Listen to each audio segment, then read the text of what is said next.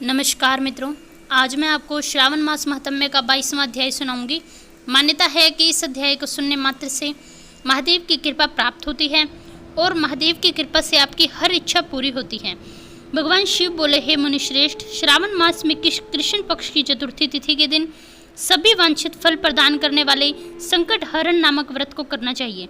सनत कुमार बोले, किस विधि से व्रत किया जाता है, इस व्रत में क्या करना चाहिए, किस देवता का पूजन करना चाहिए, उद्यापन कब करना चाहिए, मुझे विस्तार पूर्वक कहें।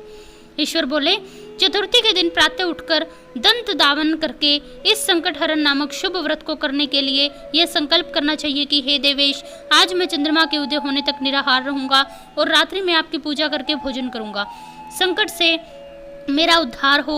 हे ब्रह्मपुत्र, इस प्रकार संकल्प करके शुभ काले तिलों से युक्त जल से स्नान करके समस्त आग्नेय कृत्य संपन्न करके बाद में गणपति जी की पूजा करें। बुद्धिमान को चाहिए कि 3 मासे अथवा उसके आधे परिमाण अथवा 1 मासे स्वर्ण से अथवा अपनी शक्ति के अनुसार स्वर्ण की प्रतिमा बनाए। स्वर्ण के अभाव में चांदी अथवा तांबे की प्रतिमा सुखपूर्वक बनवाए। यदि निर्धन हो तो माटी की प्रतिमा बना ले, किंतु इसमें वित्त शाटे न करें, क्योंकि ऐसा करने से कार्य नष्ट हो जाता है। रम्य अष्टदल कमल पर जल से परिपूर्ण अथवा वस्त्र युक्त कलश स्थापित करें और उसके ऊपर पूर्ण पात्र रख के इसमें वैदिक तथा तांत्रिक मंत्रों द्वारा 16 उपचारों से देवता की पूजा करें। हे विप्र, तिल युक्त 10 उत्तम मोदक बनाएं, उसमें से 5 मोदक देवता को अर्पित करें, 5 ब्राह्मण को अर्पित करें। भक्ति भाव से उस विप्र की देवता की भांति पूजा करें और यथाशक्ति दक्षिणा देकर उनसे प्रार्थना करें कि हे विप्रवरी, आपको नमस्कार है। हे देव, मैं आपको फल तथा दक्षिणा से युक्त 5 मोदक प्रदान करता हूँ। हे द्विज श्रेष्ठ, मेरी विपत्ति को दूर करने के लिए इसे ग्रहण करें। हे विप्र रूप गणेश्वर, मेरे द्वारा जो भी न्यून अधिक अथवा द्रव्यहीन कृत्य किया गया हो, वह सब पूर्णता को प्राप्त हो। उसके बाद स्वादिष्ट अन्न से ब्राह्मणों को प्रसन्नतापूर्वक भोजन कराएं। उसके बाद चंद्रमा को अर्घ्य दें। उसका मंत्र प्रारंभ से सुनिए। हे क्षीर सागर से प्रद्भूत, हे सुधारूप, हे निशाकर, हे गणेश की प्रीति को बढ़ाने वाले, मेरे द्वारा किए गए अर्घ को ग्रहण करें। इस विधान से करने पर गणेश्वर प्रसन्न होते हैं और वांछित फलों की पूर्ति करते हैं। अतः इस व्रत को अवश्य करना चाहिए। इस व्रत का अनुष्ठान करने से विद्यार्थी विद्या प्राप्त करता है, धन चाहने वाला धन पाता है, पुत्र वाला पुत्र की अभिलाषा वाला पुत्र पाता है, मोक्ष की इच्छा वाला उत्तम गति पाता है, कार्य की सिद्धि वाला कार्य सिद्ध करवाता है और रोगी का रोग मुक्त हो जाता है। विपत्ति में पड़े हुए व्याकुल चित्त वालों, चिंता से ग्रस्त मन वालों तथा जिन्हें अपने स्वजनों का वियोग हो गया हो, उन मनुष्य के दुख दूर होते हैं। यह व्रत मनुष्यों के सभी कष्टों का निवारण करने वाला, उन्हें सभी अभीष्ट फल प्रदान करने वाला, पुत्र पौत्र आदि देने वाला तथा सभी प्रकार की संपत्ति से संपन्न करने वाला है।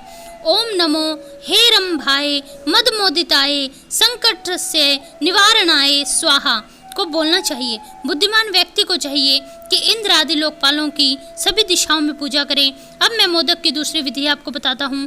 पके हुए मूंग अथवा तिलों से युक्त घी में पकाए हुए तथा गरी के छोटे छोटे टुकड़ों से मिश्रित मोदक गणेश जी को अर्पित करें। उसके बाद दूर्वा के अंकुर लेकर इन नाम पदों से पृथक पृथक गणेश जी की पूजा करें। उन नामों को मुझसे सुनिए। हे गणाधीप, हे उमासुत, हे अघनाशन, हे एकदंत, हे ईशभक्त, हे मूषक वाहन, हे विनायक, हे ईशपुत्र, हे सर्व सिद्धि प्रदायक, हे विघ्नराज, हे सकंदरु, हे सर्व संकट नाशन, हे लंबोधर, हे गणाध्यक्ष, हे गौरी मंगल संभव, हे धूम्रकेतु, हे भालचंद्र, हे सिंदूरासूर मर्दन, हे विद्या निधान, हे विकट, हे सूर्पकर्ण, आपको नमस्कार है। इस प्रकार इन 21 नामों से गणेश जी की पूजा करें।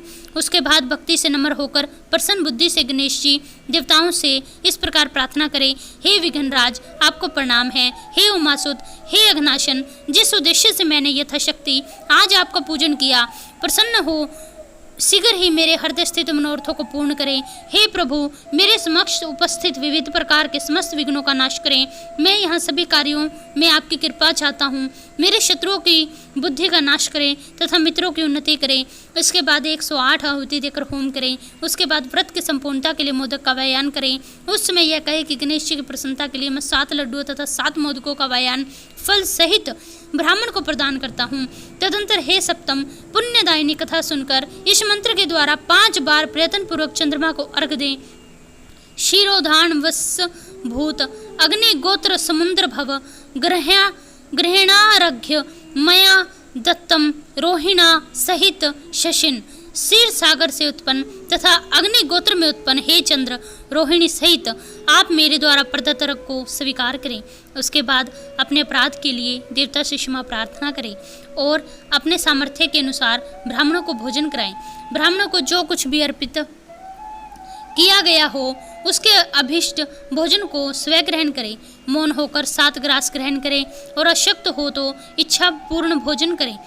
इसी प्रकार 3 मास तथा 4 मास तक विधि विधान से इस व्रत को करें। उसके बाद बुद्धिमानों को चाहिए कि 5वें महीने में उद्यापन करें। उद्यापन के लिए बुद्धिमान को अपने सामर्थ्य के अनुसार स्वर्णमयी गणेश जी की प्रतिमा बनवानी चाहिए। उसके बाद उस भक्ति संपन्न मनुष्य को पूर्वोक्त विधान से चंदन सुगंधित दिव्य तथा अनेक प्रकार के सुंदर पुष्पों से पूजा करनी चाहिए और एकाग्रचित होकर नारिकेल फल से अर्घ प्रदान करना चाहिए। पायस से युक्त सूप में फल रखकर और उसे लाल वस्त्र में लपेटकर यह वायान भक्त ब्राह्मण को प्रदान करें। साथ ही स्वर्ण की गणपति की प्रतिमा भी उन्हें दक्षिणा स्वरूप दें। व्रत की पूर्णता के लिए 1 आड़क तिल का दान करें। उसके बाद विघ्नेश्वर प्रसन्न हो ऐसा कहकर देवता से क्षमा प्रार्थना करें। इस प्रकार उद्यापन करने से अश्वमेध यज्ञ का फल प्राप्त होता है और मनवांछित कार्य सिद्ध होते हैं। हे सत्तम, पूर्व कल्प में स्कंद कुमार के चले जाने पर पार्वती ने मेरी आज्ञा से 4 महीने तक इस व्रत को किया। तब 5वें महीने में पार्वती ने कार्तिकेय को प्राप्त किया। समुद्र पान के समय अगस्त्य जी ने इस व्रत को किया और 3 माह में विघ्नेश्वर की कृपा से उन्हें यह सिद्धि प्राप्त हुई। हे विपेंद्र, राजा नल के लिए दमयंती ने 6 महीने तक इस व्रत को किया। तब नल को खोजती हुई दमयंती को वे मिल गए। तब चित्रलेखा अनिरुद्ध को बाणासुर के नगर में ले गई थी। तब वह कहाँ गया और उसे कौन ले गया यह सोचकर प्रद्युम्न व्याकुल हो गए। उस समय प्रद्युम्न को पुत्र शोक से पीड़ित देखकर रुक्मिणी ने प्रेम पूर्वक यह व्रत किया। हे पुत्र, मैंने जो व्रत अपने घर में किया था उसे मैं बताती हूँ, उसे ध्यानपूर्वक सुनो।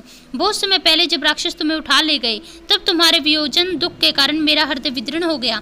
मैं सोचती थी कि मेरा पुत्र अति सुंदर मुख कब देखूंगी। उस समय अन्य स्त्रियों के पुत्रों को देखकर मेरा हृदय विदीर्ण होता कि कहीं अवस्था साम्य में मेरा यह पुत्र तो नहीं। इसी चिंता में व्याकुल होकर मेरे अनेक वर्ष बीते। तब देवयोग से लोमेश मुनि मेरे घर आए। उन्होंने सभी चिंताओं को दूर करने वाले संकट चतुर्थी व्रत का विधान मुझे बताया। मैंने 4 महीने तक इसे किया और उसी के प्रभाव से तुम शंबासुर को युद्ध में मारकर आ गए।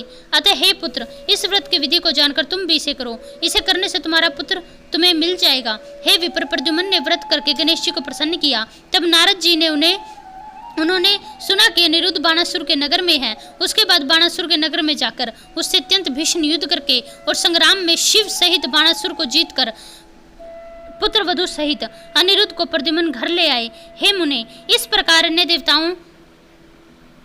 देवताओं तथा असुरों ने भी विघ्नेश की प्रसन्नता के लिए व्रत किया।